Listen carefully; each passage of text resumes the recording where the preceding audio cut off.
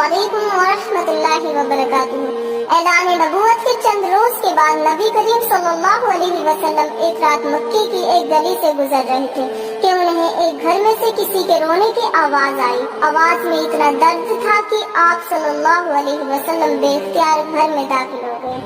دیکھا کہ ایک نوجوان جو کہ حبشی معلوم ہوتا ہے چکی پیس رہا ہے اور زاروں قطار رو رہا ہے۔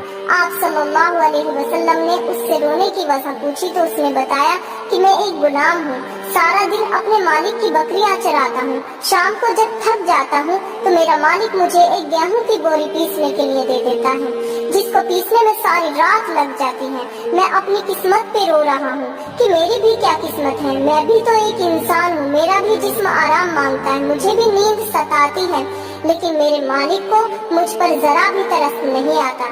کیا مقدر میں ساری عمر اسی طرح سے رو رو کر زندگی گزارنا لکھا ہے؟ آپ صلی اللہ علیہ وسلم نے فرمایا، میں تمہارے مالک سے کہہ کر تمہاری مشقت تو کم نہیں کروا سکتا، کیونکہ وہ میری بات ہرگز نہیں مانے گا۔ ہاں، میں تمہاری تھوڑی بہت مدد ضرور کر سکتا ہوں، تم سو جاؤ اور میں تمہاری جگہ چکی پیستا ہوں۔ وہ غلام اٹھا اور ان کا شکریہ ادا کرا اور سو گیا۔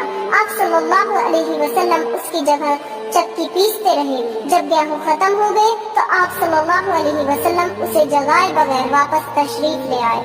دوسرے دن آپ صلی اللہ علیہ وسلم وہاں تشریف لے گئے اور اس غلام کو سلا کر اس کی جگہ چکی پیستے رہے۔ تیسرے دن بھی یہی ماجرا ہوا۔ آپ صلی اللہ علیہ وسلم اس غلام کی جگہ پر ساری رات چکی پیستے رہے اور صبح خاموشی سے اپنے گھر تشریف لے آتے۔ چوتھی رات جب آپ وہاں گئے تو اس غلام نے کہا، اے اللہ کے بندے، آپ کون ہیں اور میرا اتنا خیال کیوں کرتے ہیں؟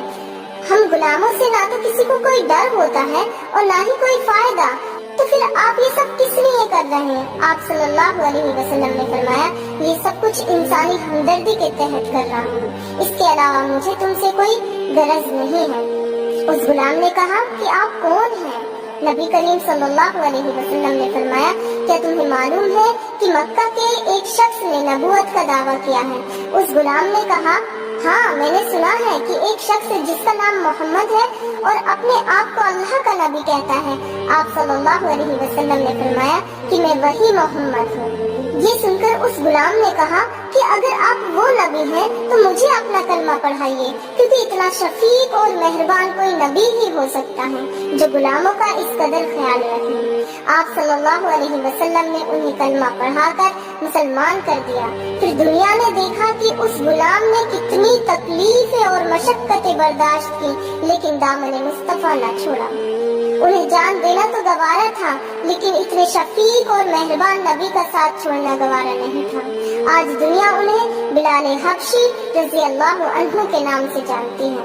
امیہ بن خلف کو جلدی ہی یہ خبر مل گئی تھی کہ ان کا غلام بلال نبی کریم صلی اللہ علیہ وسلم کا غلام بن گیا ہے اور اس کا شمار آپ کے ساتھیوں میں ہوتا ہے۔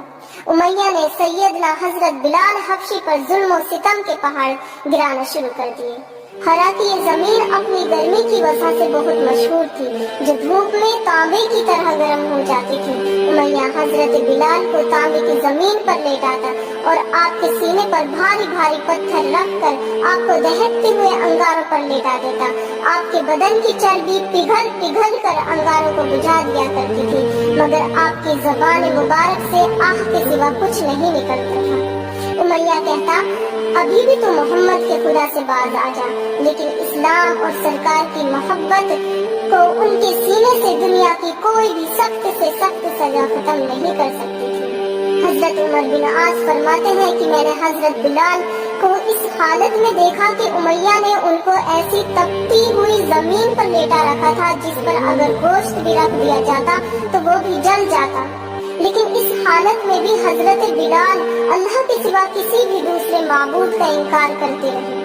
امیہ نے تیش میں آ کر ان کے گلے میں رسی ڈال دی، انہیں مکہ کے شرارتی لڑکوں کے حوالے کر دیا۔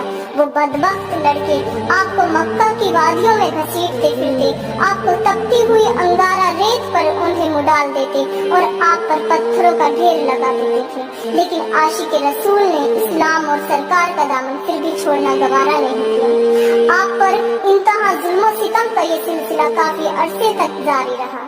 सैयदना हजरत सिद्दीक से जब रहा नहीं गया तो वह उमैया के पास गए और उससे कहा कि इस बेगुनाह और बेकसूर गुलाम पर इतना जुल्म सितम मत करो।